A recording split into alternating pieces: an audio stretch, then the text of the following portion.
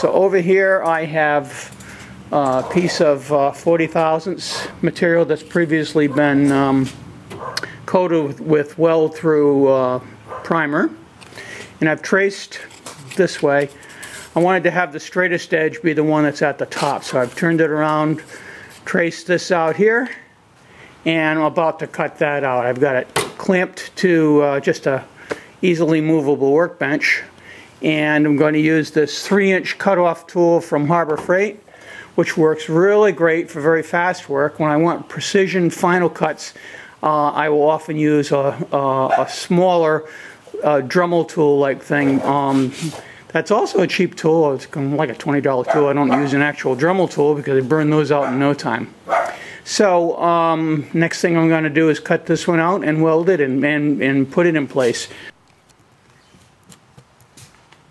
Okay, I don't have a tripod, so I've just got that camera dangling over there. As you can see, I'm getting all geared up. I've got my face mask, my goggles, and I'm ready to go. And I'm going to cut this first cut so you see how easy this thing works.